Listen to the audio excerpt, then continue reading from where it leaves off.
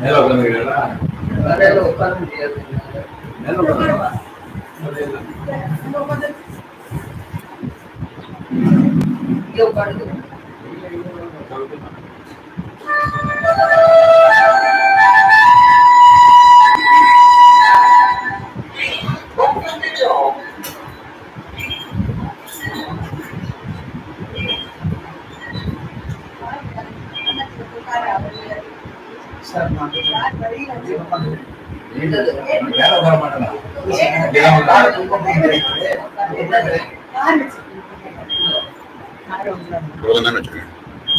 அடுத்ததுலதான்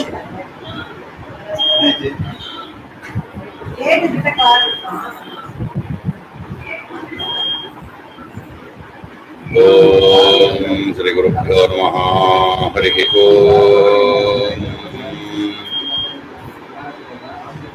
शुक्लां वरदं विष्णुं शशिवर्णं चतुर्भुजं प्रसन्नवदनं ध्यायेत् सर्वविघ्नोपशान्तये.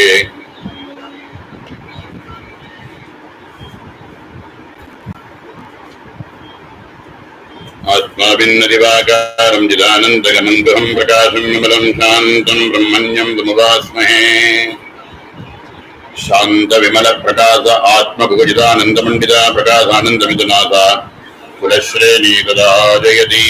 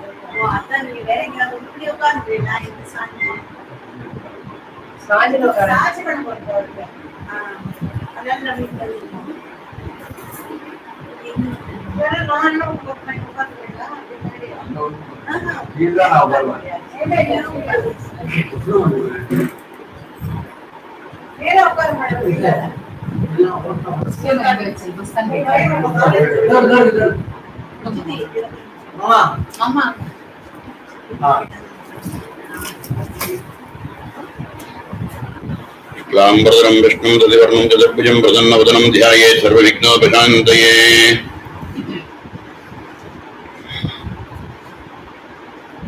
आत्माभिन्नदिवाकारं चिदानन्दघनं गृहं प्रकाशं विमलं शान्तं ब्रह्मण्यं तमुपास्महे.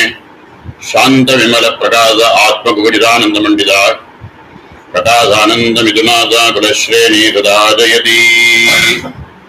वन्दे गजेन्द्रवदनं वामाङ्गारूढवल्लभाश्लिष्ठं कुङ्कुमपरागशोदनं कुवलयि नीचारकोरकापीठं ज्ञानानन्दमयं देवं निर्मलस्फटिकाकृतिम् आधारं सर्वविद्यानाम् हयग्रीवमुपास्महे.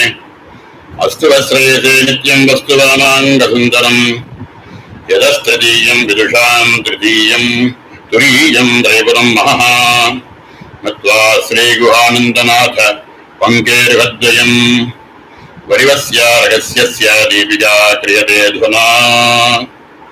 विद्यानां च मनोनां मनोवञ्चानां च विद्यानाम् उपदेष्टादीजदारं नरसिंहानन्दनाथ गुरुः वरिवस्सर्गस्याख्यो ग्रन्थो यस्येन निर्मितः तत्र दुर्घटना शब्दः अर्थः संक्षिप्तगत्यते.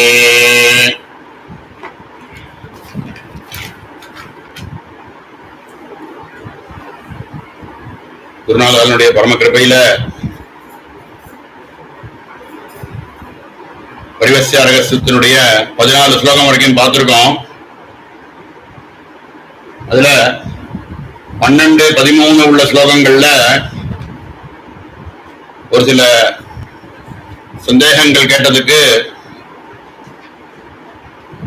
சமாதானம் இங்க சொன்னா எல்லாருக்கும் பிரயோஜனமா இருக்கும்ங்கிறதுனால இங்க சமர்ப்பணம் பண்றோம்.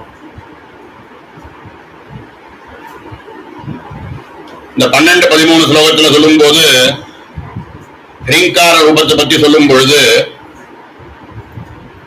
பிந்த்வாத்வயோ நவாபி சூக்ஷ்ம சூக்ஷ்மதர சூக்ஷ்மதம காலைஹி உச்சாரியா துவனி விசேஷாக வர்ண விசேஷா வா அப்படின்னு வியாக்கியானம் கொடுத்திருக்கார். சூக்ஷ்மம் சூக்ஷ்மதரம் சூக்ஷ்மதமம் காலம் உச்சாரிய துவனி விசேஷாக, அதை துவனின்னு சொல்லலாம், வர்ண விசேஷாக வா அப்படின்னு சொல்லலாம் அப்படின்னு சொல்லியிருக்கார். அ க ச இப்படி எல்லாம் இருக்கக்கூடிய அக்ஷரங்களுக்கு எல்லாத்துக்கும் அக்ஷரம்னு சொல்றோம். அதுக்கான வடிவம் என்னன்றது நமக்கு தெரியும். ஆனா ஒரு சில அந்த ஹ்ரீங்காரத்தில் இருக்கக்கூடிய அனுஸ்வாரம் இருக்கு. அந்த அனுஸ்வாரத்தினுடைய எக்ஸ்டென்ஷனாக அதுல மேல ஹ்ரீம்ல இஹ் இரு ஈக்கு அப்புறம் பிந்துல இருந்து ஆரம்பிச்சு பிந்து அர்த்தச்சந்திரன் சந்திரன் ரோதினி நாதம் நாதாந்தம் சக்தி வியாபிகா சமனை உண்மணி அப்படின்னு சொல்லக்கூடிய ஒரு 9 ஸ்தானங்களை சொல்லி இவைகள்லாம் துவனி அப்படின்னு சொன்னார். அந்த துவனிகளை போய் அதுதான் இங்க சூக்ஷ்மம் சூக்ஷ்மதரம் சூக்ஷ்மதமம் அப்படின்னு விவரணம் பண்றார்.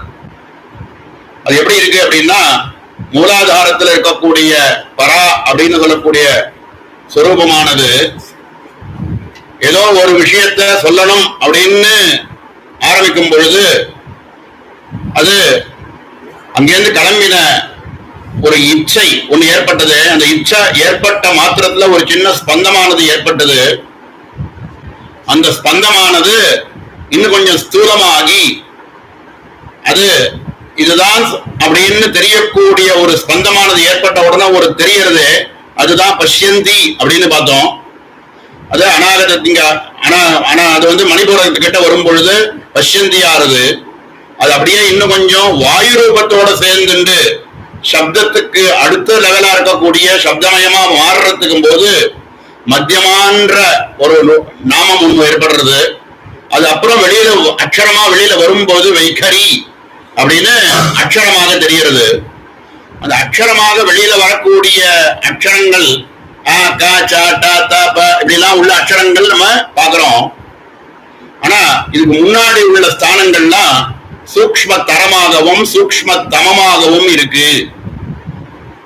அப்படின்னா என்ன அர்த்தம்னா அதுக்கு வடிவம்னு தனியா கிடையாது, நாதம்னு பேரு அப்படிங்கிறத அதுதான் இந்த இடத்துல சூக்ஷ்மம் சூக்ஷ்ம தரம் சூக்ஷ்ம தமம் அப்படின்னு சொல்லியிருக்கார்.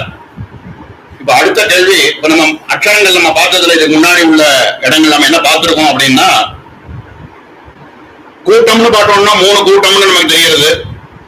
வாக்பவ கூட்டம், காமராஜ கூட்டம், சக்தி கூட்டம்ன்றது பார்த்தோம். அக்ஷரம்னு எடுத்துட்டோம்னா 15 அக்ஷரத்தோட இருக்குங்கிறதையும் பார்த்துட்டோம். முதல் கூட்டத்துல 5 அக்ஷரங்களும், 2வது கூட்டத்துல 6 அக்ஷரங்களும், 3வது கூட்டத்துல 2 அகாரம் போன பாக்கி இருக்கக்கூடியது 4 அக்ஷரத்தோடையும், 2வது கூட்டத்துல பாட்ட 2 அகாரத்தை எடுத்துட்டோம்னா பாக்கி என்ன சொல்றதோ அந்த 4 அக்ஷரம் அப்படின்னு சொல்லி 5, 6, 4ன்னு சேர்த்து மொத்தம் 15 அக்ஷரம்னு பார்த்தோம். இதுக்கு மேல வர்ணங்கள் என்ன அப்படின்னு பார்த்தோம். வர்ணங்கள் அப்படின்னு பார்த்தோம்னா 58 வர்ணங்கள்னு பார்த்துறோம். வர்ணங்கள் முதல் கூட்டத்துக்கு ககாரம்னு எடுத்துட்டோம்னா இக்கு பிளஸ் அ 2 வர்ணம் வருது. ஏ அப்படிங்கிறது ஒரு வர்ணம், இ அப்படிங்கிறது ஒரே வர்ணம். லகாரம் எடுத்துட்டோம்னா இல்லு பிளஸ் அ. இப்படியாக பார்த்தோம்னா ஹ்ரீம்ங்கிறதுக்கு வந்து 12 அப்படின்னு கணக்கு கொடுத்தோம். எப்படி 12ங்கிறதும் பார்த்தோம். இஹ் இரு இ 3 அக்ஷரமா 3 வர்ணங்கள். அதுக்கு மேல இருக்கக்கூடிய அந்த அனுஸ்வாரமானது வந்து பிந்துல இருந்து ஆரம்பிச்சு சமணி வரைக்கும் இருக்கக்கூடிய 9 பிளஸ் 3 12 அப்படின்னு பார்த்து ஹ்ரீங்காரம்னு சொன்னாலே 12 வர்ணாத்மகமாக இருக்கு அப்படின்னு பார்த்தோம். ஆக முதல் கூட்டத்துக்கு 18 வர்ணமும், இரண்டாவது கூட்டத்துக்கு 22 வர்ணமும், மூணாவது கூட்டத்துக்கும் முதல் கூட்டம் மாதிரியே 18 வர்ணங்களும், ஆக மொத்தம் 58 வர்ணங்களோட கூடினது சித்த பஞ்சதசி மந்திரம் அப்படிங்கிறதையும் பார்த்தோம். இதுல மேல ஒரு சில சூத்திரங்களை சொல்லி இவரே ஒரு பூர்வ பீட்டிகை ஒண்ணு போடுறார். இது மாத்திராகாரம் போறதுக்கு முன்னாடியே இந்த சந்தேகத்தை தீர்த்திருந்தாதான் சரியா வருங்கிறதுனால அந்த இடத்துல இதை போட்டிருக்கார். இப்போ இப்படிலாம் நம்ம சொன்னோம்னா அதுக்கான வர்ணங்கள் நமக்கு தெரியறது, அக்ஷரங்கள்னு தெரியறது.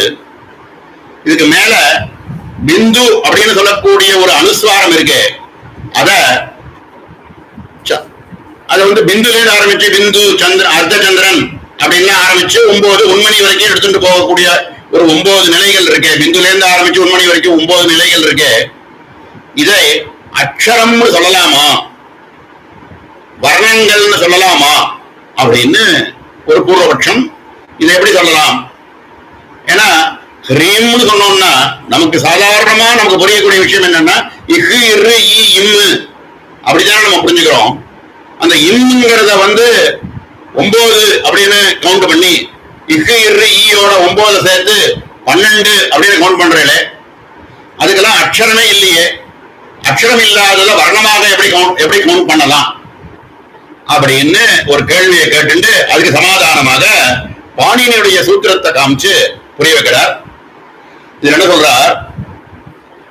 பாணினியுடைய சூத்திரத்துல திரிஷஷ்டிர்வா சதுஷ்ஷஷ்டிஹி வர்ணாஹ சம்புமதே மதாஹ பிராகிருதே சம்ஸ்கிருதே சாபி ஸ்வயம் புரோக்தோ ஸ்வயம்புவா அப்படின்னு ஒரு ஸ்லோகம். என்ன சொல்ல வர்றார்? வர்ணாத்மிகான ஒரு நாமம், வர்ணாத்மிகாயை நமஹா அப்படின்னு ஒரு நாமா பார்க்கிறோம். வர்ணங்களாகவே அம்பாள் இருக்காள். அக்ஷரமயி மாத்திருக்கா, அக்ஷரமயி மாத்திருக்கா அக்ஷர ரூபமாகவும் அம்பாள் இருக்காள்னு பாக்குறோம். அப்ப அக்ஷரம்னு பார்த்தோம்னா 15 அக்ஷரத்தோட கூடின மந்திரம். வர்ணம்னு பார்த்தோம்னா 58 வர்ணம்னு பாக்குறோம் இந்த மந்திரத்துக்கு. அப்போ வர்ணாத்மிகாங்கிற நாமால சொல்லும் போது அவர் என்ன சொன்னார்? திரிஷஷ்டிர்வா சதுஷ்ஷஷ்டிர் வர்ணாஹா அப்படின்னு வர்ணங்கள்னு சம்ஸ்கிருதத்துல பார்க்கும்போது 63 வர்ணங்கள் அப்படின்னு சங்கிய கொடுக்கிறார். அது என்னங்கிறத கொஞ்சம் பார்த்துட்டு மேல போனோம்னா இன்னும் கொஞ்சம் அனுகூலமா இருக்கும்ங்கிறதுனால அது சொல்றோம். கொஞ்சம் ட்ரை சப்ஜெக்ட் தான், கொஞ்சம் கேட்டா புரிஞ்சுடுறது, புரியக்கூடிய விஷயம் தான்.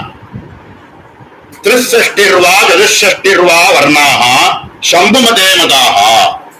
சம்பு மதம் அப்படிங்கிறதுனால இவர் என்ன சொல்ல வர்றார்? ஐவுன்னு ரிலுக்குன்னு சொல்லக்கூடிய மாகேஸ்வராணி சூத்ராணி, மாகேஸ்வர சூத்திரங்கள்ல ஐவுன்னு ரிலுக்கு அப்படின்லாம் ஆரம்பிச்சு டமரு அப்படி ஆட்டினதுல இருந்து வந்த சப்தங்கள் அப்படின்னு சொல்லி காமிக்கிறாரு. அதுல என்ன சொல்றாருன்னா ஐவுன்னு ரிலுக்கு அப்படின்னு சொல்லக்கூடிய அச்சரம் டமருல இப்படி உடுக்கே இதுல வந்ததுல வந்த சப்த நாதமானது அ இ உ ரு லு இப்படின்னு ரசாட்சரங்களாக வந்தது.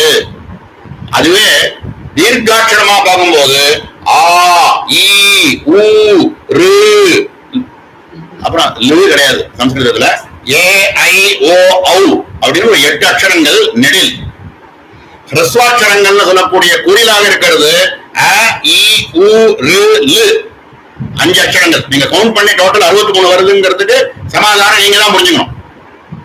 எப்படி 63 அப்படிங்கிறதுக்கு சமாதானம் நீங்க புரிஞ்சுக்கணும். முதல்ல சொன்னது ஹ்ரஸ்வாட்சரங்கள் 5 அ இ உ ரு லு அப்படின்னு சொல்லக்கூடிய 5 அக்ஷரங்கள் ஹ்ரஸ்வாட்சரங்கள். தீர்க்காட்சரங்கள் அதே ஆ இ உ ரு ஏ ஐ ஓ ஔ அப்படின்னு சொல்லக்கூடிய 8 அக்ஷரங்களும் தீர்க்காட்சரங்கள். அது ஒரு 8. முதல்ல சொன்னது 5, இரண்டாவது சொன்னது 8, டோட்டல் பார்த்துக்கோங்க. அதுக்கு அடுத்தது புளுத்தம்னு சொல்லுவோம். புளுத்தம் அப்படின்னா இது நமக்கு ரொம்ப பின்னாடி வரக்கூடிய இந்த நாதத்துக்கெல்லாம் நம்ம ஆட் பண்ண வேண்டிய ஒரு சில விஷயங்கள். புளுத்தம்னா எப்படி நம்ம புரிஞ்சுக்கணும் அப்படின்னா, நம்ம சாதாரணமா லௌகீகமா பண்ணிட்டு இருக்கக்கூடிய விவகாரங்கள்ல பார்த்தோம்னா, காய்கறி வித்துட்டு போறா, ஏதோ ஒரு காய் காய் காய் அப்படிங்கிறார், காய் அப்படின்னு காய்கறி வைக்கிறா, கீரை அப்படின்னு வித்துன்னு போறா. அப்போ கீன்னு ஒரு மாத்திரை, ரைன்னு ஒரு மாத்திரை, அப்ப ரெண்டு தானே இருக்கணும், ரெண்டு மாத்திரா காலம் தானே இருக்கணும். அதுக்கு மேல ஈ அது எதுக்கு சொல்றான்னா தூரக்க இருக்கிறவா காதல விழறதுக்கோசரம் இழுத்து சொல்றதுன்னு சொல்றோமே, இதுக்கு பேரு புழுதம். இப்படி புழுதம்னு ஒண்ணு சொல்லி அந்த புழுதத்துல எத்தனை இருக்கு அப்படின்னு பார்த்தோம்னா அகார இகார உகார ரிகார லிகாரன்னு சொல்லக்கூடிய ஹ்ரஸ்வாட்சரங்கள் 5, அதுக்கு மேல ஏ ஐ ஓ ஔ அப்படின்னு ஒரு 4, இவைகள் எல்லாத்துக்குமே புழுதம் உண்டு அப்படின்னு சொல்லி 9 புழுதாட்சரங்கள். புழுதம் அப்படிங்கிறது 9 அக்ஷரங்களுக்கு உண்டு. ஆக முதல்ல பார்த்த ஹ்ரஸ்வங்கள் 5, தீர்க்காட்சரங்கள் 8, புழுதங்கள் 9 இப்படி பார்த்தோம். இதுக்கப்புறம் வர்க்கத்துல 5, வர்க்கத்துல 5, வர்க்கத்துல 5, வர்க்கத்துல 5, வர்க்கத்துல 5, காக்க காக்காங்க சாச்ச ஜாஜாங்க டாட்ட டாடாண்ண தாத்த தாதாண்ண பாப்பா பாபா மா அப்படின்னு வர்க்கத்துல 5, வர்க்கம் இப்படி பார்த்தோம்னா 25 அக்ஷரங்கள். இது வர்ணங்கள். இதுக்கு மேல யாராலாவ சாஷா சாஹ அப்படின்னு சொல்லக்கூடிய ஒரு 8. ஆக 5 ஹ்ரஸ்வாட்சரங்கள் பார்த்திருக்கோம், 8 தீர்க்காட்சரங்கள் பார்த்திருக்கோம், புழுதம் அப்படின்னு சொல்லக்கூடியது ஒரு 9 அக்ஷரங்கள் பார்த்திருக்கோம். காவர்க்கம் சாவர்க்கம் டாவர்க்கம் தாவர்க்கம் பாவர்க்கம் எல்லாத்துலயும் 5 இருக்கிறதுனால அது ஒரு 25 பார்த்திருக்கோம். இதுக்கு மேல யாராலாவ சாஷா சாஹ அப்படின்னு சொல்லக்கூடிய ஒரு 8 அக்ஷரங்கள் பார்த்திருக்கோம். இதுக்கு மேல யமாட்சரங்கள் 4 அப்படின்னு சூத்திரத்தை சொல்றார். என்ன சொல்றார்?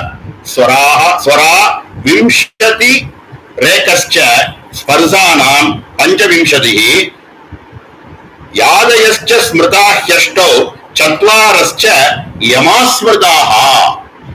4 விதமான யமங்கள் இருக்கு அப்படின்னு சூத்திரத்துல சொல்றார். 4 விதமான யமங்கள் என்ன அப்படின்னு பார்த்தோம்னா, யமம்னாலே ரெட்டிக்கிறது, இரண்டாக ஆகிறது அப்படின்னு அதுக்கு ஒரு சூத்திரம் ஒண்ணு தனியா ஒண்ணு என்ன கொடுக்கிறார். வர்கேஷ்வாத்யானாம் சதுர்ணாம் பஞ்சமே பரே மத்தியே யமௌ நாம பூர்வ சதுர்சோ வர்ணः பிராதிசாக்கியே பிரசித்த. பிராதிசாக்கியத்துல ரொம்ப பிரசித்தமானது. பிராதிசாக்கியம்னா என்னன்னா வேதத்துக்குன்னு இருக்கக்கூடிய ஒரு கிராமர், அதுக்கு இலக்கணம். எப்படி ஒரு சம்ஸ்கிருதம்னு சொன்னா அதுக்கு ஒரு வியாக்கரணம்னு இருக்கோ அது மாதிரி வேதத்துக்குன்னு இருக்கக்கூடியதுக்கான வியாக்கரணத்துக்கு பிராதிசாக்கியம்னு பேரு. இந்த பிராதிசாக்கியத்துல சொல்லி இருக்கக்கூடிய விஷயங்கள்ல எங்கெங்கெல்லாம் பாலி இக்கு நீ அப்படின்னு பலிக்னி அப்படின்னு சொல்லணும், பலிக்னி அப்படின்னு சொல்லணும்னா அந்த இக்கு அப்படிங்கிறது யமாட்சரம். அந்த இடத்துல பலிக் இக்னி அப்படின்னு 2ஆ பிரிச்சுக்கணும். அதே மாதிரி சக் நதஹ, சக் நதஹன்னு சொன்னோம்னா அந்த 2வது க வந்து 2 வாட்டி இக்காதாகி சக் நதஹ அப்படின்னு அது ரெட்டிக்கும் அப்படின்னு யமாட்சரங்கள் 4. அக்னிஹி அக்னிஹி அப்படின்னு சொல்றதுல இக்கு க்னந்திஹி அப்படின்னு சொல்லும்போது இக்கு இன்னு அப்படின்னு இடத்துல இக்கு இக்னிஹி அப்படின்னு வரும். இப்படியாக யமாட்சரங்கள் 4 அப்படின்னு சூத்திரத்துல கொடுத்திருக்கார். இப்ப நம்ம பார்த்ததுல திருப்பி இன்னொரு வாட்டி ரீகலெக்ட் பண்ணிக்கணும்.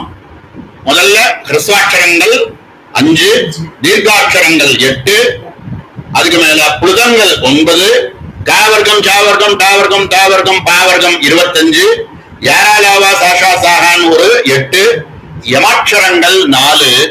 இதுக்கு மேல ஒரு 4 ஐட்டங்கள் எக்ஸ்ட்ராவா என்ன சொல்லிருக்கு அப்படின்னா அனுஸ்வாரம், விசர்க்கம், ஜிக்வாமூலியம், உபத்மானியம் அப்படின்னு ஒரு 4 விஷயம். இவைகளுக்கெல்லாம் தனியாக அர்த்தம் கிடையாது, தனியாக அவைகளை உச்சாரணம் பண்ண முடியாது. எப்படி அப்படின்னா அனுஸ்வாரம்னு சொல்றோம். அனுஸ்வாரம்னா என்ன சொல்றோம்? ஒரு அக்ஷரத்தை போட்டு பக்கத்துல மேல ஒரு புள்ளியை வச்சோம்னா அனுஸ்வாரம்னு சொல்றோம். அனுஸ்வாரத்தை தனியா நீங்க ப்ரொனவுன்ஸ் பண்ணுங்கன்னு சொன்னா சொல்ல முடியுமான்னா தனியா அனுஸ்வாரத்தை சொல்லவே முடியாது. ஆனா ஒரு மெய் எழுத்தோ ஒரு எழுத்துக்கு ஒரு உயிர் எழுத்துக்கு கூட அப்படின்ற ஒரு அக்ஷரத்துக்கு வேணா அந்த அனுஸ்வாரத்தை சேர்த்தோம்னா அப்படின்னு சொல்லலாம். தனியா அனுஸ்வாரத்தை மட்டும் தனியா சொல்லுங்கன்னா சொல்ல முடியாது, அது தனித்து வரவே வராது. ஆனா மாதிரி அந்த மாதிரி 4 இருக்கு அப்படிங்கிறார். அது என்ன அப்படின்னா அனுஸ்வாரம், விசர்க்கம், இக்வாமூலியம், உபத்மானியம் அப்படின்னு சூத்திரக்காரர் 4 பதத்தை சொல்லியிருக்கார். இவைகள் எல்லாம் என்ன அப்படின்னா இது தனியா வராது, வேற ஒரு அக்ஷரத்தோட சேர்ந்து வந்ததுன்னா தான் இது வரும். அப்ப அனுஸ்வாரம் அப்படின்னு சொன்னாக்க தனியா வராது, வேற ஒண்ணுத்தோட சேர்ந்தாதான் வரும் அப்படிங்கறது ஒரு வர்ணம்னு நம்ம கவுண்ட் பண்றோம். விசர்க்கம் அப்படின்னா 2 புள்ளி வச்சாக விசர்க்கம் அப்படின்னு சொன்னா இந்த 2 புள்ளியானது தனியா உச்சாரணம் பண்ண முடியாது, பக்கத்துல இந்த புள்ளியை வச்சோம்னா அஹ அப்படின்னு விசர்க்கத்தை நம்ம சொல்லலாமே தவிர தனியா விசர்க்கத்தை ப்ரொனவுன்ஸ் பண்ண முடியாது, தனியா சொல்ல முடியாது. அது மாதிரி ஜிக்வா மூலம் அப்படிங்கிறது ககும், பகும், அகும்ப இப்படி எல்லாம் முன்னாடி கும்ப அப்படின்னு வரும். இல்லைனாக்க வேத மந்திரங்கள் எல்லாம் பார்க்கும்போது கும் அப்படின்னு ஒரு சவுண்ட் வரும்.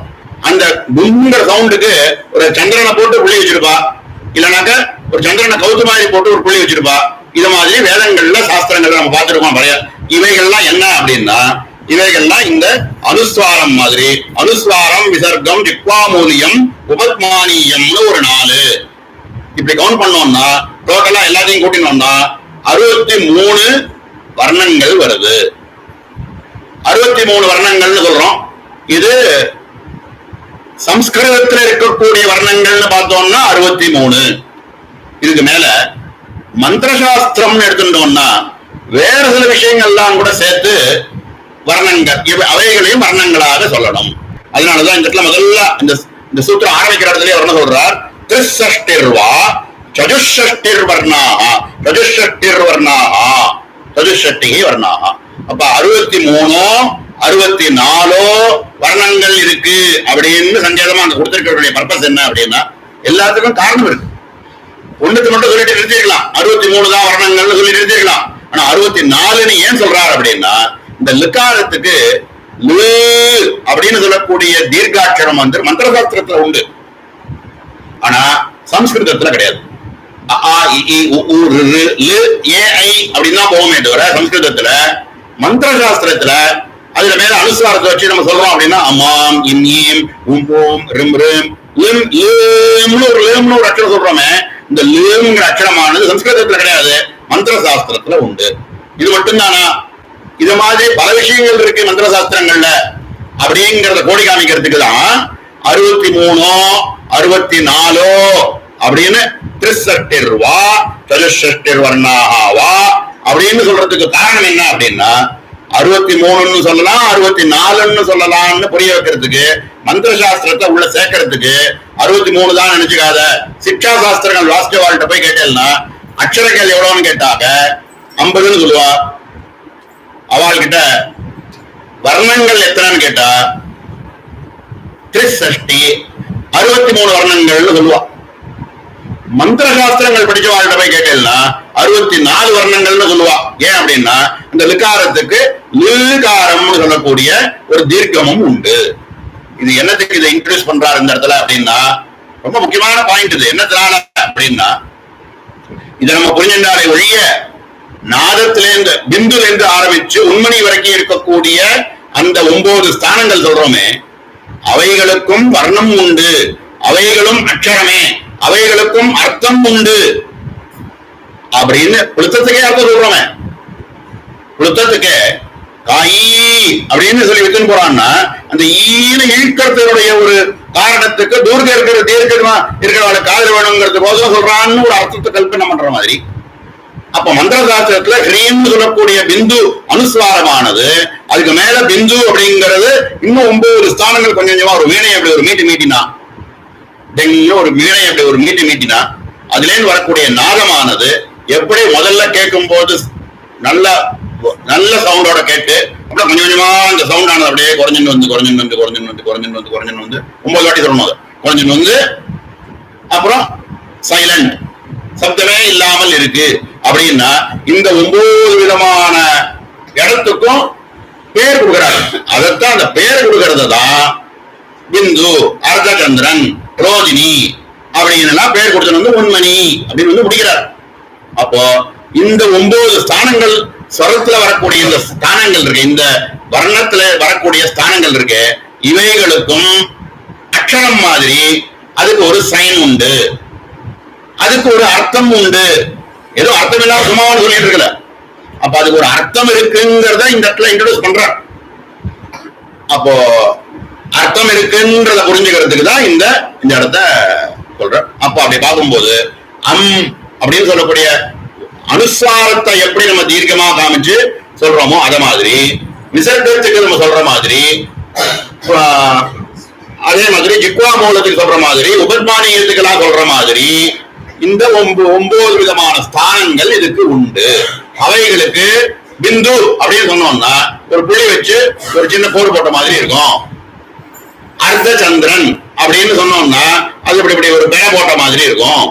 அப்படின்னு ஒன்னொன்னுக்கும் எப்படி அனுஸ்வாரம்னா மேல ஒரு புள்ளி வைக்கிறோமோ, விசர்க்கம்னா 2 புள்ளி வைக்கிறோமோ, அத மாதிரி இந்த ஒவ்வொரு ஸ்தானத்துக்கும் பிந்துல ஆரம்பிச்சு உண்மணி வரைக்கும் இருக்கக்கூடிய நிலைகளுக்கும் ஒவ்வொன்றுத்துக்கும் ஒரு சைன் உண்டு அப்படின்னு சயின்ஸ, அந்த சைன் என்ன அப்படிங்கறத காமிச்சிருக்கார்.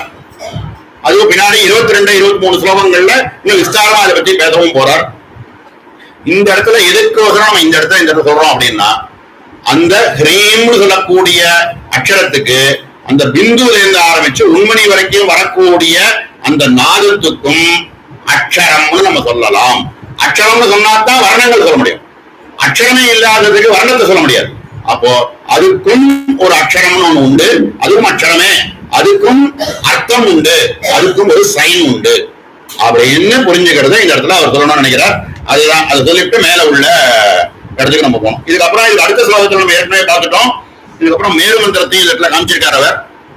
மேரு அப்படின்றதுக்கு என்ன சொல்லியிருக்கார், இவரே கொடுத்திருக்கக்கூடிய வியாக்கியானம் பூமிச்சந்திரஹ சிவோ மாயா சக்தி கிருஷ்ணாத்வமோதிமாதனோ அர்த்ததந்திரஸ்ட பிந்துஷ்ட நவார்ணோ மேரு உச்சியதே. இந்த மந்திரத்துக்கு மேருன்னு ஒரு மந்திரம், மேருன்னு பேர் உண்டு அப்படின்னு இருக்கக்கூடிய அக்ஷரங்கள் எல்லாத்துக்கும் இதுல சொல்லி இருக்கக்கூடிய இது ஞானாரணவத்திலையும் இதை சொல்லியிருக்கார். மேரு பூமிஹி சந்திரஹ சிவோ மாயாம் சக்தி கிருஷ்ணாத்வ மாதனோ அர்த்ததந்திரஸ்ட பிந்துஷ்ட நவார்ணோ மேரு ருச்சியதே அப்படின்னு சூத்திரம். இந்த ஸ்லோகத்திலேயே நம்ம என்ன தெரியுதுன்னா, இந்த பஞ்சதசி மந்திரத்துல இருக்கக்கூடிய அக்ஷரங்கள் எல்லாத்தையும் சேர்த்து நம்ம சொன்னோம்னா அதுக்கு மேரு மந்திரமும் பேரு. இதுல இருக்கக்கூடிய அக்ஷரங்கள்ல கொஞ்சம் சங்கேதமான விஷயம் இது. 9 ஆவரணத்துல இருக்கக்கூடிய ஒவ்வொன்றுக்கும் அக்ஷரங்கள் பார்க்கிறோம். லகார பிரகிருதிக, சகார பிரகிருதிக, அதே மாதிரி ஹகார பிரகிருதிக, ஈகார பிரகிருதிக, ஏகார பிரகிருதிகன்னு ஒரு ஆவரணத்துக்கும் ஒரு அக்ஷரம் சொல்லணும் வரும்.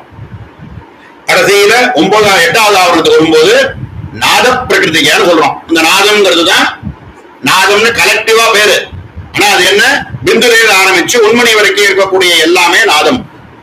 மொத்தமா சேர்ந்து கடைசியில 15வது ஆவரணத்துக்கு மூல மந்திரத்தையே சொல்றோம்.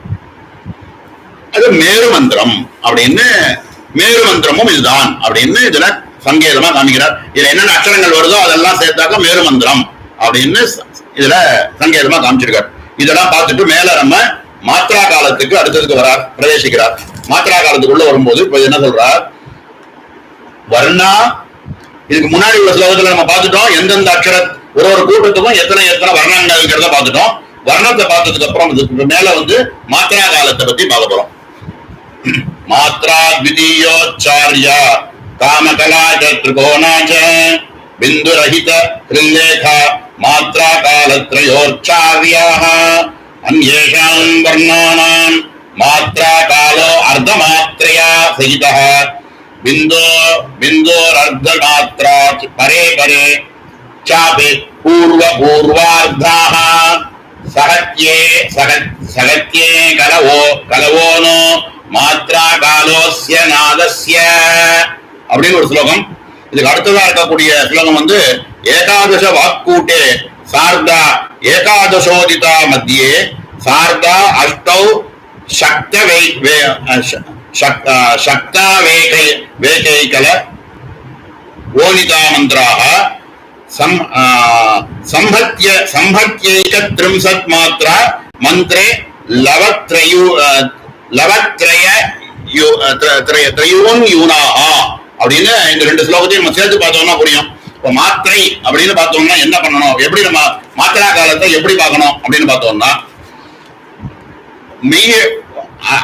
குறியில் எழுத்து அப்படின்னு இருக்கிறது. இப்ப இக்கு பிளஸ் ஆன்னு பார்த்தோம். இப்ப க முதல் அக்ஷரம் எடுத்துட்டோம்னா க அப்படின்னு எடுத்துட்டோம்னா, வர்ணங்கள் எப்படி பார்த்தோம்னா இக்கு பிளஸ் ஆ அப்படின்னு பார்த்தோமோ. இதுல இந்த ஹ்ரஸ்வமா இருக்கக்கூடிய அக்ஷரங்களுக்கெல்லாம் ஒரு மாத்திரா காலம்னு எடுத்துக்கணும். ஹ்ரஸ்வாட்சரங்களா இருக்கக்கூடிய சுராட்சரங்கள் இருக்கக்கூடிய ஹ்ரஸ்வம் அ இ உ ரு லு இப்படின்னு சொல்லக்கூடிய அக்ஷரங்கள் எங்கேயாவது வந்ததுன்னா அவைகளுக்கு ஒரு மாத்திரை.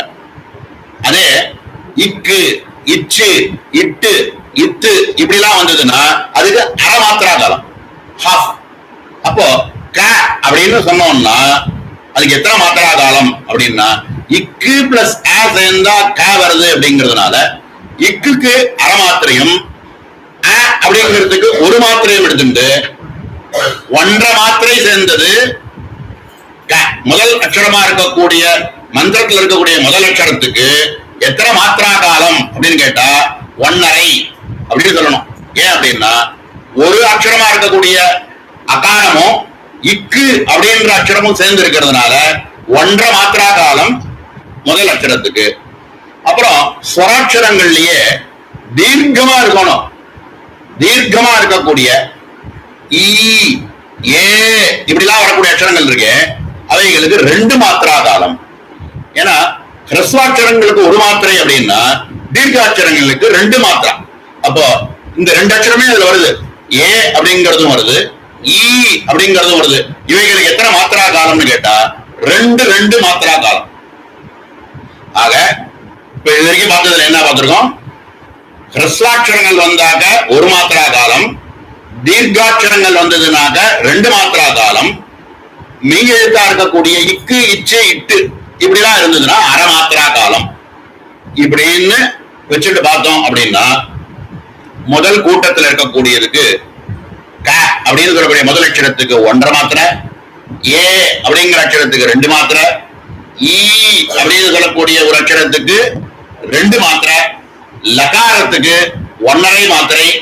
அடுத்தது பிந்துல இருந்து ஆரம்பிச்சு உண்மணி வரைக்கும் இருக்கக்கூடியது எல்லாத்தையும் சேர்த்தோம்னா ஒரு லவம் குறைந்த ஒரு மாத்திரைன்னு சொல்லணும். இதுக்கு நமக்கு ஒரு டேபிள், நமக்கு அந்த லவம்னா என்ன அப்படிங்கறது புரிஞ்சாதான் இந்த விஷயங்கள் நமக்கு புரிய ஆரம்பிக்கும். இப்ப லவம் அப்படின்னு ஒண்ணு புதுசா ஒண்ணு இன்ட்ரோடியூஸ் பண்றாரு. லவம்னா என்ன, ஒரு மாத்திரா காலத்து எத்தனை லவங்கள் சேர்ந்தாக்க ஒரு மாத்திரா காலம் அப்படிங்கிறதுக்கு நான் ஏற்கனவே இப்போ உங்களுக்கு பாகவதத்துல இருந்து ஒரு அந்த 13வது ஸ்கந்தத்துல இருக்கக்கூடிய 11வது அத்தியாயத்தை ஒரு பிரமாணமா எடுத்து காமிச்சிருக்கோம். அதுதான் அதுக்கு பிரமாணமா பாகவதத்துல இருக்கக்கூடிய 3வது ஸ்கந்தத்துல இருக்கக்கூடிய 11வது அத்தியாயத்தை மைத்திரர் சொல்லக்கூடிய ஒரு வியாக்கியானத்தை தான் இந்த இடத்துல கால அவகாசத்தை பற்றி சொல்லக்கூடிய இடத்துல சொல்லியிருக்காரு. அந்த ஸ்லோகத்தினுடைய வடிவம் படி பார்த்துன்னு வந்தோம்னா அதுல இருந்து நமக்கு கிடைக்கக்கூடிய விஷயம் என்னன்னா, இன்னொரு சின்ன டேபிள் மாதிரி ஒன்று அனுப்பியிருக்கேன். அதுல பாத்தீங்கன்னா ஒரு திரிசரனும் அப்படிங்கிறது 3 துவயகம், 3 துவயகம் அப்படிங்கிறது ஒரு திரிசரனும். இப்படியாக ஒரு துவயனகம் அப்படிங்கிறது வந்து 2 பரமாணு, 2 பரமா அணு சேர்ந்து 2 பரமாணு சேர்ந்தது ஒரு துவயனுகம் அப்படின்னு பேரு.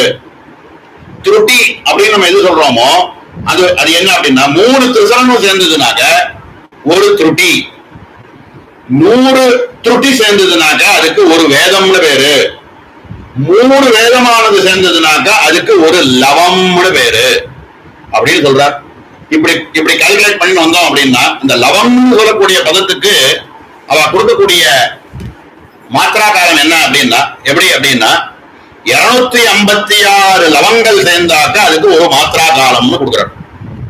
ஒரு லவம் அப்படிங்கிறது என்ன அப்படின்னா ஒரு மாத்திரை அப்படிங்கிறது என்ன அப்படின்னா 256 லவங்கள் சேர்ந்தது ஒரு மாத்திரா காலம் அப்படின்னு நம்ம சொல்றோமே. ஒரு மாத்திரா காலத்துல அப்படின்னு சொல்றோமே, அப்படின்னா என்ன அப்படின்னா அந்த அப்படின்னு சொல்லக்கூடிய ஒரு காலத்துக்குள்ள 256 லவங்கள் அதை 266 ஆக வகுத்தா எப்படி இருக்குமோ லவகாலம் அப்படின்னு ஒரு மாத்திரா காலம் நம்ம சொல்றோமே. அப்படின்னா என்ன அப்படின்னா எவ்வளவு மைன்யூட்டா அத எவ்வளவு மைக்ரோ செகண்டாக அது எப்படி ஒரு செகண்டுக்கு இன்னும் செகண்டுக்கு எல்லாம் போவே இல்லை. நம்ம ஒரு மாத்திரா காலத்துக்கு தான் வந்திருக்கோம். ஒரு மாத்திரா காலம்னு சொல்லக்கூடியது என்ன அப்படின்னா அது 256 லவங்கள் சேர்ந்தாக்க ஒரு மாத்திரா காலம்னு சொல்றோம். அப்படின்னு நம்ம சொல்லக்கூடிய ஒரு மாத்திரா காலத்துக்குள்ள 256 லவங்கள் இருக்கு அப்படின்னு புரிஞ்சுக்கணும். இதெல்லாம் புரிஞ்சுக்கிறதுடைய விவகாரம் என்னன்னா பின்னாடி இந்த பிந்துலேருந்து ஆரம்பிச்சு உண்மணி வரைக்கும் இருக்கக்கூடிய காலஸ்தானங்களை நம்ம புரிஞ்சுக்கிறதுக்கு இது பிரயோஜனப்படும். அதுக்கோசரம் அதை இன்ட்ரோடியூஸ் பண்ணிருக்காரு. ஆக 256 லவங்கள் சேர்ந்தால் ஒரு மாத்திரா காலம்னு புரிஞ்சுக்கணும். அப்போ இப்ப அந்த பின்னாடில இருந்து நம்ம பின்னாடில இருந்து குறைச்சுட்டு வரணும். எப்படி குறைச்சுட்டு வரணும் அப்படின்னா உண்மணி அப்படிங்கிறது காலமே இல்லாதது, அது காலத்துக்கு அதீதம், அதனால 0 அப்படின்னு நீங்க எடுத்துக்கணும். அதுக்கு முன்னாடி உள்ளது சமனா அப்படின்னு சொல்லக்கூடிய நிலை இருக்கு. ஒரு சப்தம் ஒண்ணு சொல்றோம், சமனான்னு சொல்லக்கூடிய நிலை இருக்கு. அதுக்கு ஒரு லவம்னு எடுத்துக்கோங்க. சமனை அப்படிங்கிறது ஒரு லவம், மாத்திரா காலம் இல்ல, ஒரு லவம் அப்படிங்கிறது ஒரு லவம் தான். சமனா அப்படின்னு சொல்லக்கூடியதுக்கு ஒரு லவம். அதுக்கு மேல ஒவ்வொன்னும் 2 மல்டிப்ளை பண்ணிட்டே வரணும். அப்போ உண்மணி அப்படிங்கிறது 0 நில் அப்படின்னு எடுத்துப்போம். சமனா அப்படிங்கிறது ஒரு லவம் அப்படின்னு எடுத்துப்போம். அதுக்கு அடுத்ததா இருக்கக்கூடிய வியாபிகை அப்படிங்கிறது 1 டபுள் பண்ணினாக்க 2 ஆயிடும். அப்ப 2 லவம் சேர்ந்தது வியாபிகா. அதுக்கு அடுத்ததா இருக்கக்கூடிய சக்தி அப்படின்னு சொல்லக்கூடியது 4 லவம். ஏன்னா 1 ஆச்சு 2 ஆச்சு, 2 ரெட்டிச்சோம்னா 4 லவம் சேர்ந்தது சக்தி. 4ங்கிறது ரெட்டிச்சு 8 லவம் சேர்ந்தது நாதாந்தம்ங்கிறது 8 லவம் சேர்ந்தது. இந்த 8 லவம்ங்கிறது டபுள் ஆகி 16 லவம் சேர்ந்தது நாதம்.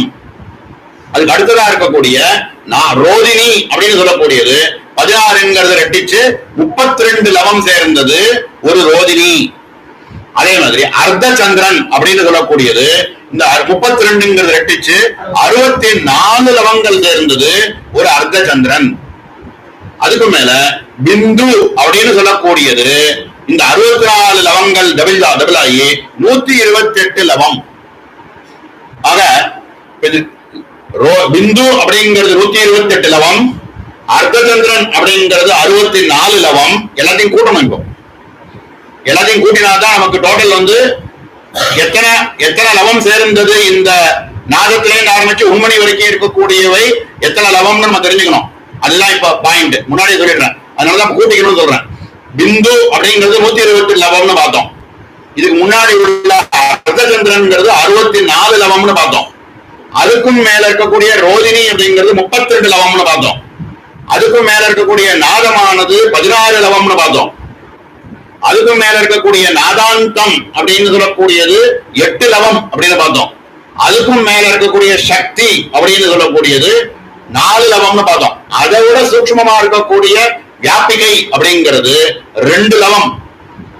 வியாபிகையை விட சூக்ஷ்மமா இருக்கக்கூடிய சமனை அப்படிங்கிறது 1 லவம்.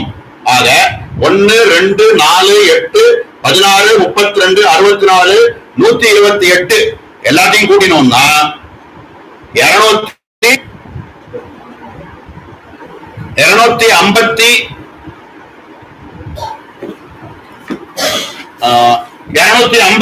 லவம் வருது. 255 லவம் சேர்ந்தது இது. ஆனா ஒரு லவம் அப்படிங்கிறது 256 லவம் சேர்ந்ததுதான் ஒரு லவம்னு பார்த்தோம். அதனால இந்த பிந்துலேருந்து ஆரம்பிச்சு ரோதினி வரைக்கும் இருக்கக்கூடிய இடத்துக்கு அந்த ஸ்தானத்துக்கு என்ன அப்படின்னா ஒரு மாத்திரா காலத்தை விட ஒரு லவம் குறைந்தது. ஏன்னா 256 அப்படிங்கிறது தான் ஒரு லவம்னு பார்த்தோம். ஆனா இவைகள் எல்லாத்தையும் கூட்டினோம்னா 255 தானே வருது. அப்ப 255ங்கிறது ஒரு லவம் குறைந்த ஒரு மாத்திரா காலம். ஒரு மாத்திரா காலத்துக்கு 256 லவங்கள். ஆனா பிந்துலேருந்து ஆரம்பிச்சு ரோதினி வரைக்கும் இருக்கக்கூடிய ஸ்தானங்களை கூட்டினோம்னா 255 தான் வருது. அதனால அந்த பிந்துலேருந்து ஆரம்பிச்சு இது வரைக்கும் நம்ம பிந்துலேருந்து ஆரம்பிச்சு நம்மளுடைய இது வரைக்கும் உண்மணி வரைக்கும் இருக்கக்கூடிய நிலைக்கு 255 தான் வருதுங்கிறதுனால ஒரு லவம் குறைந்த ஒரு மாத்திரா காலம் அப்படின்னு புரிஞ்சுக்கணும். இப்ப நீங்க பாத்தீங்கன்னா முதல் கூட்டத்துல எத்தனை மாத்திரா காலம் அப்படின்னு பாக்கணும்னா, முதல் கூட்டத்துல பஞ்சதசி மந்திரத்தினுடைய முதல் கூட்டத்துல எத்தனை மாத்திரா காலம்னு கூட்டணும் அப்படின்னா, க அப்படிங்கிறது 1.5, ஏ அப்படிங்கிறது 2, ஈ அப்படிங்கிறது 2, லகாரம் 1.5, அப்புறம் ஹ்ரீ இம்சகல ஹ்ரீ அப்படிங்கிறது 3 மாத்திரா காலம். அதுக்கு மேல ஹ்ரீங்கிறது எப்படி 3 மாத்திரா காலம்? இஹு இரு ஈ. இஹுக்கு அரை மாத்திரா காலம், இருக்கு அரை மாத்திரா காலம், ஈ தீர்க்கம் 2 பிளஸ் அரை பிளஸ் அரை 3. ஆக ஹ்ரீ இம்சகல ஹ்ரீ மட்டும் பார்த்தோம்னா அதுக்கு 3 மாத்திரா காலம். அதுக்கு மேல பிந்துல இருந்து ஆரம்பிச்சு உண்மணி வரைக்கும் இருக்கக்கூடிய எல்லாத்துக்கும் சேர்த்துக்கு ஒரு லவத்துக்கு ஒரு லவம் குறைந்த ஒரு மாத்திரா காலம். ஏன் இதை புரிஞ்சுக்கணும்? இந்த மாத்திரா காலத்தை தெரிஞ்சு என்ன பண்ண போறோம் அப்படின்னா, ஒரு வாட்டி அப்படின்னு சொல்றதுக்கு எத்தனை மாத்திரா காலம் ஆறுதோ அத மாதிரி முதல் கூட்டத்தை சொல்றதுக்கு 11 மாத்திரா காலம், அதுல ஒரு லவம் குறைந்த 11 மாத்திரா காலம் வருதான்னு செக் பண்ணிக்கணும். அப்படி சொன்னோம்னா கரெக்டா உச்சாரணம் பண்றோம்னு அர்த்தம். அப்படி அதை விட ஜாஸ்தியாகவோ அதை விட குறைச்சலாகவோ நம்ம அந்த மந்திரத்தினுடைய முதல் கூட்டத்தை உச்சாரணம் பண்ணும் பொழுது அதை விட ஜாஸ்தி காலம் ஆச்சுனாலோ அதை விட குறைச்சு மாத்திரா காலம் ஆச்சுனாலோ எங்கேயோ தப்பு இருக்கு நம்ம புரிஞ்சுக்கிறதுக்கோசரம் இவ்வளவு ஸ்பஷ்டமா என்ன சொல்றாரு அப்படின்னா, முதல் கூட்டத்துக்கு 11 மாத்திரா காலத்துக்கு ஒரு லவம் குறைந்தது அப்படின்னு புரிஞ்சுக்கணும். இதே மாதிரி 2வது கூட்டத்துக்கு ஹகாரத்துக்கு 1.5, சகாரத்துக்கு 1.5. ஏன் 1.5? ச அப்படின்னு எடுத்துட்டோம்னா இஸ் பிளஸ் அ. இஸ்ங்கிறது அரை மாத்திரா காலம், அ அப்படிங்கிறது ஒரு மாத்திரா காலம். ஆக சான்னு சொன்னோம்னா 1.5 மாத்திரா காலம். அப்ப ஹகாரத்துக்கு 1.5 மாத்திரா காலம், சகாரத்துக்கு 1.5 மாத்திரா காலம், ககாரத்துக்கு 1 மாத்திரா காலம், ககாரத்துக்கு 1.5 மாத்திரா காலம், ஹகாரத்துக்கு 1.5 மாத்திரா காலம், லகாரத்துக்கும் 1.5 மாத்திரா காலம். ஆக 5 மாத்திரா 5 அக்ஷரத்துக்கும் 1.5. அதுக்கு மேல ஹ்ரீ அப்படிங்கிறதுக்கு 3, அதுக்கு மேல இருக்கக்கூடிய பிந்துலேருந்து ஆரம்பிச்சு உண்மணி வரைக்கும் ஒரு லவம் குறைந்த ஒரு மாத்திரா காலம். ஆக எல்லாத்தையும் கூட்டணும்னா 11 மாத்திரா காலத்துக்கு ஒரு லவம் குறைந்தது 2வது கூட்டம். அதே மாதிரி 3வது கூட்டத்துக்கு 2 அகாலம் போயிடுது, அதனால 8.5 மாத்திரா காலம். 8.5 மாத்திரா காலத்துல ஒரு லவம் குறைந்தது. ஆக மொத்தமா சுத்த பஞ்சதசியை நம்ம சொல்றதுக்கு எத்தனை ஆறுது அப்படின்னா 31 மாத்திரா காலத்துல 3 லவம் குறையிறது. முதல் கூட்டத்துல ஒரு லவம் குறைஞ்சிட்டு, 2வது கூட்டத்துல ஒரு லவம் குறைஞ்சிடுது, 3வது கூட்டத்துல ஒரு லவம் குறைஞ்சிடுது. ஆக 3 லவங்கள் குறைந்த 31 மாத்திரா காலம் சேர்ந்தது சுத்த பஞ்சதசி மந்திரம். ஏன் இதை தெரிஞ்சுக்கணும் அப்படின்னா, உச்சாரணங்கள் இத்தனை மாத்திரா காலம் ஆறுதான்னு செக் பண்ணிக்கணும். ஸ்பஷ்டமா வைக்கரியாக சொன்னால், மனசுக்குள்ள சொல்லும் போது இதே மீட்டர்ல தான் சொல்லணும். ஆனா வாயினால வைக்கரியாக நம்ம சப்தத்தை ஒரு சொல்லி பார்த்தோம்னா இத்தனை 31 மாத்திரா காலத்துக்கு 3 லவம் குறைந்த அளவுக்கு கால அவகாசம் ஆறுதா அப்படின்னு செக் பண்ணிக்கணும். மனசுல பண்ணும்போது அந்த மாத்திரா காலம் மாறக்கூடாது. ஆனா அப்படிதான் சொல்லணும். வாயை விட்டு சொல்லணும்னா எப்படி சொல்றோமோ அப்படிதான் சொல்லணும். இப்போ மாத்திரா காலத்துல பார்க்கும்போது இன்னொரு முக்கியமான இதுல இருந்து நம்ம புரிஞ்சுட்டு எடுத்துக்க வேண்டியது, 3வது கூட்டத்தை முடிக்கும் போது கொஞ்சம் தீர்க்கமா சொல்லுன்னு பின்னாடி சொல்ல போறேன்.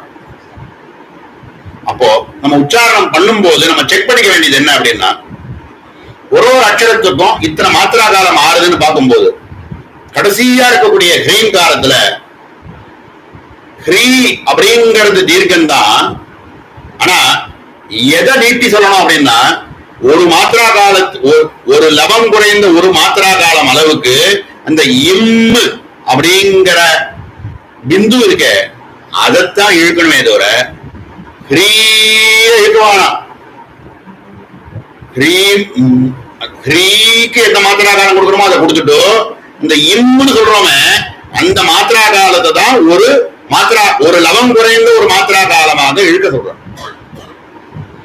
நல்ல ஜாகிரதையா. அதுக்குதான் இந்த வர்ணங்களும் அக்ஷரத்தையும் சொல்லிட்டு வர்ணத்தையும் சொல்லி மாத்திரா காலத்தை சொல்லும் பொழுது நம்ம புரிஞ்சுக்க வேண்டியது என்ன அப்படின்னா, உச்சாரணம் பண்ணும் பொழுது எந்த அக்ஷரத்தை தீர்க்கமா சொல்லணும், எந்த அக்ஷரத்தை நீட்டி சொல்லணும், எல்லாம் கிறிஸ்தவமா சொல்லணும்.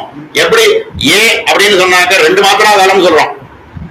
அப்போ அந்த ஏன்னு சொல்லக்கூடிய அக்ஷரத்தையும் ஈன்னு சொல்லக்கூடிய அக்ஷரத்துக்கும் 2 மாத்திரா காலம் ஆடுதான்னு செக் பண்ணணும். அப்படி பண்ணி வந்தால்தான் இந்த மந்திரத்தை சொல்லும் பொழுது 31 மாத்திரா காலத்துக்கு 3 லவம் குறைந்தது சுத்த பஞ்சதசி அப்படின்னு நமக்கு அது கணக்கு வரத்துக்கோசரம் இந்த 2 ஸ்லோகத்தை சொல்லி, ஆக மொத்தத்துல 15, 16 சொல்லக்கூடிய இந்த 2 ஸ்லோகத்துல இருந்தோம். அவர் சொல்லக்கூடிய விஷயம் என்ன அப்படின்னா, வர்ணங்கள், வர்ணத்துக்கான உச்சாரணா மாத்திரா காலம், அதனுடைய மாத்திரைகள் எத்தனை மாத்திரா காலம் ஒரு அக்ஷரத்தை உச்சாரணம் பண்ணும்போது ஆகணும். இத கான்சியஸா சொல்லணும். ஒரு மாட்டி மந்திரத்தை சொல்லும் பொழுது கான்சியஸா சொல்லணும். இத இந்த 15, 16 ஸ்லோகம் 17, 18 ஸ்லோகம் வரைக்கும் இதுல விஸ்தாரமா சொல்லிட்டார். இதுக்கப்புறம் வர்ணங்கள் பஞ்சதசி மந்திரத்துல இருக்கக்கூடிய வர்ண உற்பத்தி ஸ்தானங்களை பத்தி மேல இதுக்கப்புறம் சொல்ல போறார். வாஸ்தவத்துல இந்த ஸ்லோகத்துல நம்ம பார்த்த தீர்க்கங்கள் பார்க்கும் பொழுது முக்கியமா இதுல இருந்து நம்ம சம்மரைஸ் பண்ணி புரிஞ்சுக்க வேண்டியது என்ன அப்படின்னா, முக்கியமா எண்ணத்தினால அந்த ஹ்ரீங்காரத்துல இருக்கக்கூடிய அனுஸ்வாரத்தை வர்ணம்னு ஏன் கவுண்ட் பண்ணணும்னு பார்த்தோம். அதுக்கு வடிவங்கள் இருக்கா, அது அக்ஷரம்னு கவுண்ட் பண்ணலாமா அப்படின்னு சங்கேதத்தை ஆரம்பிச்சு அதுக்கான சமாதானத்தை கொடுத்தார். அதுக்கப்புறம் ஒரு அக்ஷரத்தையும் உச்சாரணம் பண்றதுக்கான மாத்திரா காலங்கள் என்ன, அதேதான் இந்த ஸ்லோகத்துல ஸ்லோக ரூபமா கொடுத்துருக்கார். மாத்ரா திதீய உச்சாரியா காமகலாச்ச திரிகோணாச்ச அப்படின்னா, மாத்ரா திதீய உச்சாரியா மாத்திரைகளுக்கு மாத்ரா திதீய உச்சாரியா காமகலாச்ச திரிகோணாச்ச. காமகலைங்கிறது ஈகாரம், ஏ அப்படிங்கிறது திரிகோணம்னு சொல்றார். ஏகாரத்துக்கும் ஈகாரத்துக்கும் மாத்திரா காலமானது தீர்க்கமா இருக்கிறதுனால 2 மாத்திரா காலம். அதே மாதிரி பிந்துவாதி ரகித ஹிருல்லேகா மாத்திரா கால திரய உச்சாரியாக. ஆக பிந்துவிலிருந்து ஆரம்பிச்சு ரகித ஹிருல்லேகா பிந்துவோடு சேர்ந்து இருக்கக்கூடிய ஹிருல்லேகைக்கு மாத்திரா கால திரயோ உச்சாரியா. பிந்து இல்லாத ஹ்ரீ அப்படின்னு சொல்லக்கூடிய அக்ஷரத்துக்கு மட்டும் 3 மாத்திரா காலம். அந்நேஷாம் வர்ணானாம் மாத்திரா கால அர்த்த மாத்திரையா சகித. அதுக்கு மேல இருக்கக்கூடிய அக்ஷரங்கள் எல்லாத்துக்கும் ஒவ்வொன்றுத்துக்கும் 1.5 அக்ஷரம் 1.5 மாத்திரா காலங்கள். பிந்தோர் அர்த்த மாத்திரா பரே பரே சாபி பூர்வா அர்த்தாஹா. முதல்ல சொன்னதை விட டபுள் மடங்கு, அதுக்கு அடுத்த சொன்னதை விட இன்னும் டபுள் மடங்கு, இப்படியாக ரெட்டிச்சுட்டே போறது. ஆக மொத்தம் எல்லாத்தையும் கூட்டினாக்க 255 மாத்திரா காலங்கள் இந்த அனுஸ்வாரத்திற்கு பிந்து அப்படின்னு சொல்லக்கூடிய இத்தனை லவங்கள் சேர்ந்து ஒரு மாத்திரா காலத்துக்கு ஒரு லவம் குறைந்த ஒரு மாத்திரா காலம் அப்படிங்கறத அந்த ஸ்லோகத்துல சொன்னார். ஏகாதசா வாக்கூட்டே சார்தா ஏகாதசோதிதா மத்தியே. முதல் கூட்டத்துக்கு 11 மாத்திரா காலம். ஏகாதச வாக்கூட்டே, வாக்கூட்டம்னு சொல்லக்கூடிய முதல் கூட்டத்துக்கு 11 மாத்திரா காலங்கள் ஆக வேண்டும். சார்தா அதுக்கப்புறம் ஏகாதசோ சார்தா ஏகாதசோதிதா மத்தியே. 2வது கூட்டத்துக்கு 11.5 மாத்திரா காலங்கள் ஆக வேண்டும். சார்தா அஷ்டௌ 8.5 மாத்திரா காலங்கள் ஆக வேண்டியது 3வது கூட்டத்தினுடைய ஹ்ரீம்ல இம்ம விட்டுட்டு பாக்கி உள்ளதுக்கு மட்டும் சொல்லியிருக்கார். ஒரு ஹிருல்லேகையில இருக்கக்கூடிய பிந்துவை விட்டுட்டு பாக்கி உள்ளதுக்கு மட்டும் இப்ப காட்டி சொல்லியிருக்காரு. இதுக்கு மேல அஷ்டோ சக்தோ ஏகைக லவ ஓனிதா மாத்திரா. ஒரு மாத்திரா காலத்துக்கு ஒரு லவம் குறைந்தது பாக்கி இருக்கக்கூடிய அந்த பிந்து அப்படிங்கிறதுக்கு மொத்தமாக எல்லாத்தையும் கூட்டினாக்க 31 மாத்திரா காலத்துக்கு 3 மாத்திரா காலம் குறைந்தது பஞ்சதசி மந்திரம் இப்படிங்கிறத புரிஞ்சுக்கணும். இதெல்லாம் நம்ம தெரிஞ்சுக்கிறதுனால நமக்கு உள்ள பலன் என்ன அப்படின்னா, எத்தனை மாத்திரா காலம் இதுக்கு ஆகணும் அப்படின்னு பஞ்சதசி மந்திரத்தை சொல்லி பார்க்கும் பொழுது 31 மாத்திரா காலத்துக்கு 3 மாத்திரா காலம் குறைந்ததாக இருக்கா இல்லையான்னு செக் பண்ணி பார்த்துக்கணும். அதுக்கோசரம் இந்த விஷயம் தெரியாதவா சொல்றதுக்கும் தெரிஞ்சவா சொல்றதுக்கும் இருக்கக்கூடிய வித்தியாசம் என்ன அப்படின்னா, நம்ம செக் பண்ணி பார்த்து ஒரு வாட்டி நம்ம மூல மந்திரத்தை பஞ்சதசி மந்திரத்தினுடைய சுத்த பஞ்சதசி மந்திரத்தை சொல்றதுக்கு இத மாதிரி 31 மாத்திரா காலம் ஆறுதான்னு செக் பண்ணி பார்த்தோம். அதோட ரொம்ப ஃபாஸ்டா 31 மாத்திரா காலம் இன் டர்ம்ஸ் ஆஃப் செகண்ட்ஸ் வரும். அது கணக்கு வரும். அது கணக்கு கொடுப்பாரு. அதுக்கு செகண்ட் விட்டுருமா. செகண்ட்ங்கிறது நம்ம இங்கிலீஷ்ல சொல்லக்கூடிய செகண்ட் வேற. ஒரு மாத்திரைனா அப்படின்னு சொல்றதுக்கு எத்தனை ஆறுது, அப்படின்னு சொல்றதுக்கு எத்தனை மாத்திரை ஆறுதோ அது மாதிரி 31 மாத்திரா காலம் ஆகணும். அதை விட ஒரு 3 லவம் குறையணும். 3 லவமானது குறையும். ஒரு லவங்கிறது என்ன, 256 லவங்கள் சேர்ந்தாக்க ஒரு மாத்திரைன்னு பார்த்தோம். ஒரு மாத்திரா காலங்கிறது என்ன அப்படின்னா 256 லவங்கள் சேர்ந்தது. அப்ப அப்படின்னு சொல்லக்கூடியதுக்குள்ள 256 லவங்கள் இருக்கு. அதுல 3 லவங்கள் மட்டும் குறைஞ்சாக்க எத்தனை எப்படி இருக்கும் அப்படின்னா கிட்டத்தட்ட 30. அந்த அளவுக்கு மைன்யூட்டா அவ கணக்கு கொடுக்கறதுல என்ன தெரியுது, அவ்வளவு ஜாக்கிரதையா அதை சொல்லணுங்கிறது தெரியுது. இந்த மந்திரமானது லலிதையே. மந்திரம் வேறு இல்ல, தேவதை வேறு இல்ல, மந்திரமே தேவதைன்னு சொல்லிட்டோம்.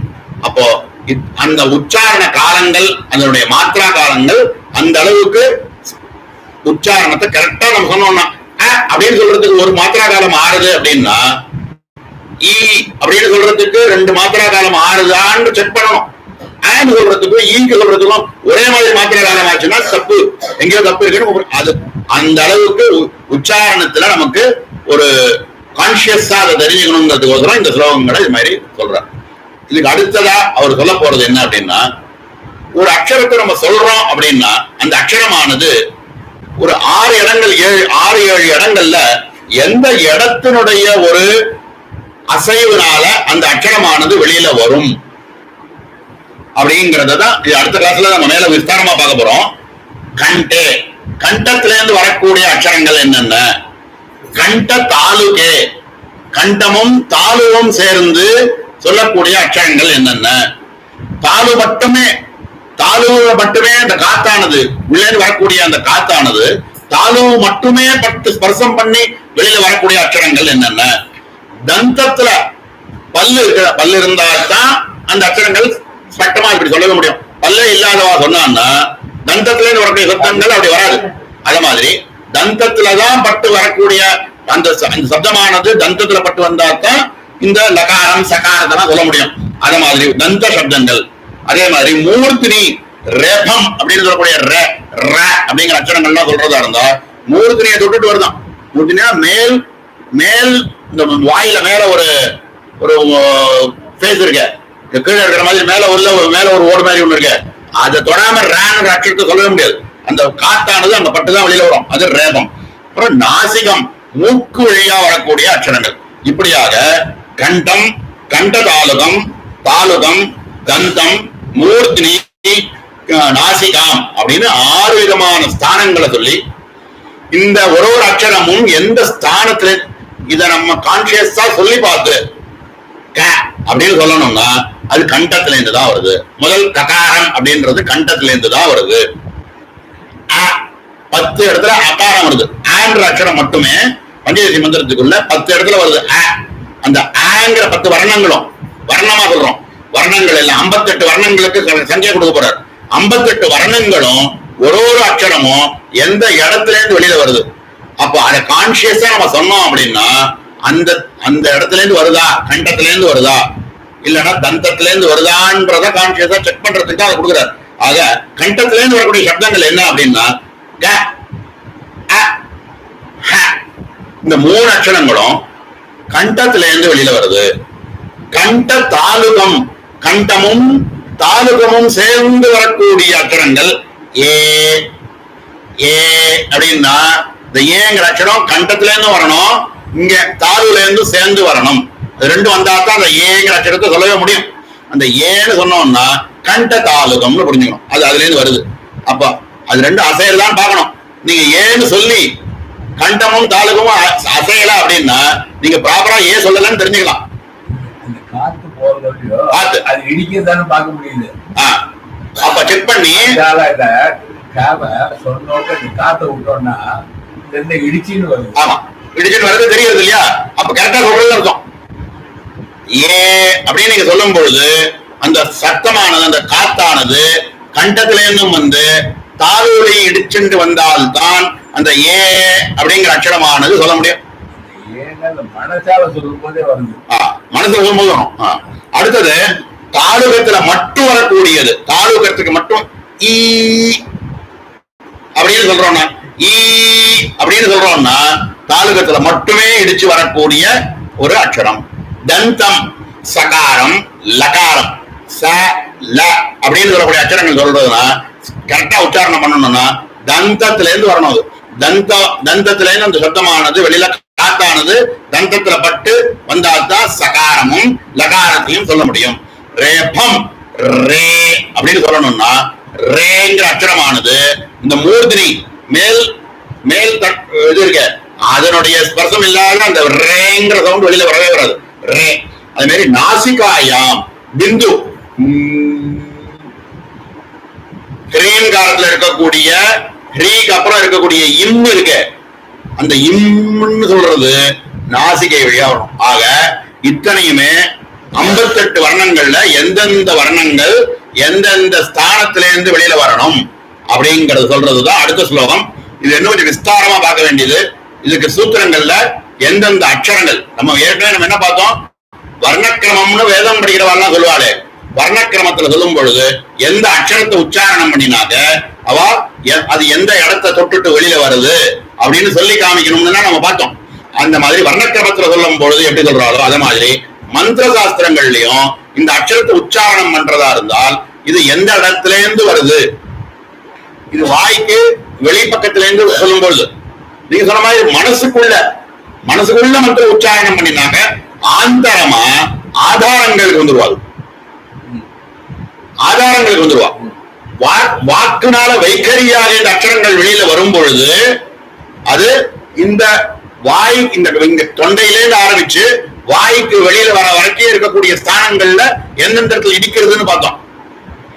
வாயை விட்டு சொல்லாம குரு மந்திரத்தை ஆந்தரமாக நினைத்தால் அது ஆதாரங்கள்ல மூலாதாரத்துல இருந்து ஆரம்பிச்சு நம்மளுடைய பிரம்மரந்திரம் வரைக்கும் இருக்கக்கூடிய உள்ள இருக்கக்கூடிய ஆதாரங்கள்ல அது எந்த இடத்துல போய் ஸ்பர்சம் பண்ணணும்னு இதுக்கு எப்படி இந்த வைக்கரி மூலமா வெளியில வரும் பொழுது எப்படி சொல்றோமோ அத மாதிரி ஆந்தரமா சொல்லும் பொழுது ஆதாரங்கள்ல எந்தெந்த ஆதாரங்கள்ல இது ஸ்பர்சிக்கிறது அப்படி என்னெல்லாம் குருபராக்கணும். அது பார்க்கும் பொழுது எப்படி இந்த குண்டலினியுடைய உத்போதங்கள், எப்படி இந்த சாஸ்திரமானது எவ்வளவு தூரத்துக்கு மைன்யூட்டா இதெல்லாம் கவனிச்சு அவ கொடுத்திருக்கா. இது படிக்க படிக்க படிக்க படிக்க நம்ம மந்திர ஜபங்கள் பண்ணும் பொழுது இந்த விஷயங்களை தெரிஞ்சுட்டு ஜபம் பண்ணும் போது அதனுடைய மகிமையே தனி. அதுக்கோசரம் தான் இவ்வளவு விஷயங்களை சொல்ற. இதுக்கு மேல உள்ள விஷயங்களை இந்த வர்ணங்கள், இந்த வர்ணங்கள் ஒரு வர்ணங்களும் எந்த இடத்துல இருந்து வெளியில வருதுன்னு மேலோட தான் பார்த்திருக்கோம். அதனுடைய டீப்பா ஒரு அக்ஷரமும் எந்த இடத்துல இருந்து ஸ்தானத்துல இருந்து வெளியில வரணும் அப்படிங்கிற விஷயங்களையும் அதுக்கு மேல இருக்கக்கூடிய ஆந்திரமா சொல்லும் பொழுது அது எந்தெந்த ஆதாரங்களை ஸ்பரிசிக்கிறது அது எப்படி அப்படிங்கறதனுடைய விஷயங்களை மேல வரக்கூடிய அவகாசத்துல மேல பார்ப்போம். இது வரைக்கும் பார்த்ததுல நம்ம இதுல முக்கியமா நம்ம திருப்பி ரீகாப் பண்ணிக்கிறதுக்கு நம்ம புரிஞ்சுக்கிறதுக்கு என்னன்னா 3 கூட்டங்கள் தெரியும். அக்ஷரங்கள் எடுத்துட்டோம்னா 15 அக்ஷரங்கள், 5 + 6 + 4 அக்ஷரங்கள்னு புரிஞ்சுக்கலாம். வர்ணங்கள் அப்படின்னு எடுத்துட்டோம்னா முதல் கூட்டத்துக்கு 18 வர்ணங்கள், இரண்டாவது கூட்டத்துக்கு 22 வர்ணங்கள், திருப்பி மூணாவது கூட்டத்துக்கு 18 வர்ணங்கள், ஆக மொத்தம் 58 வர்ணங்கள் கூடியது சுத்த பஞ்சதசி மந்திரம். மாத்திரைகள் அப்படின்னு எடுத்துட்டோம்னா முதல் கூட்டத்துக்கு 11 மாத்திரா காலம், இரண்டாவது கூட்டத்துக்கு 11.5 மாத்திரா காலம், மூணாவது கூட்டத்துக்கு 8.5 மாத்திரா காலம்.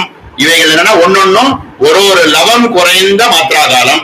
ஆக மொத்தம் எல்லாத்தையும் சேர்த்து சொல்லும் போது 31 மாத்திரா காலத்துக்கு 3 லவம் குறைந்த மாத்திரா காலம் உள்ள சொல்ல வேண்டிய காலம் மாத்திரா காலம் ஆகணும். சுத்த பஞ்சதசி சொல்றது எத்தனை நேரம் ஆகணும், எத்தனை மாத்திரா காலம்னு கேட்டா 31 மாத்திரா காலத்துக்கு 3 லவம் குறைந்தது அப்படிங்கிற அளவுக்கு சித்தமா நமக்கு தெரிஞ்சுக்கணும். இதுக்கு மேல உள்ள ஒரு மாத்திரா காலம்ங்கிறது 256 லவங்கள் சேர்ந்தது அப்படிங்கிற அளவுக்கு அந்த ஸ்லோகங்கள் ஏற்கனவே அந்த பாகவதத்துல சொல்லியிருக்கக்கூடிய 3வது ஸ்கந்தத்துல 11வது அத்தியாயத்துல இன்னும் தீர்க்கமா அது வந்து யுகம் வரைக்கும் எடுத்துன்னு போறாரு. அதை யுகம் வரைக்கும் அந்த காலங்கள் எடுத்துன்னு போயிருக்கார். நமக்கு லவம் வரைக்கும் தான் நமக்கு தேவைங்கிறதுனால லவம் வரைக்கும் பார்த்திருக்கோம். அந்த ஃபுல் அத்தியாயத்தை பிடிச்சி பார்த்தீங்கன்னாக்க யுகம் வரைக்கும் அது வந்து காலத்தினுடைய விவரணங்களை ஃபுல்லா கொடுத்துன்னு போறார். இதுல நமக்கு வந்து அதுல முதல்ல இருக்கக்கூடிய லவம் வரைக்கும் நமக்கு போறோங்கிறதுனால அது வரைக்கும் நம்ம எடுத்துட்டு இருக்கோம். மேல உள்ள ஸ்தானங்கள் நம்மளுடைய வாக்குல இருந்து வைக்கரியா வெளியில வரும் பொழுது அந்த ஸ்தானங்கள் என்னங்கிறத அடுத்த அவகாசத்துல இன்னும் கொஞ்சம் தீர்க்கமா பார்ப்போம். குரு கிருபையில பார்ப்போம். ஓம் சகனா பவதோ சகனோ புனக்தோ சகவீர்யம் கரவாவஹை தேஜஸ்வினாவதேதமஸ்து மா வித்விஷாவஹை. ஓம் சாந்தி சாந்தி சாந்தி. பூர்ணமதః பூர்ணமிதம் பூர்ணாத் பூர்ணமுதச்யதே பூர்ணஸ்ய பூர்ணமாதாய பூர்ணமேவாவசிஷ்யதே. ஓம் சாந்தி சாந்தி சாந்தி. ஹரி ஓம். ஸ்டார்டிங் பாயிண்ட் இல்ல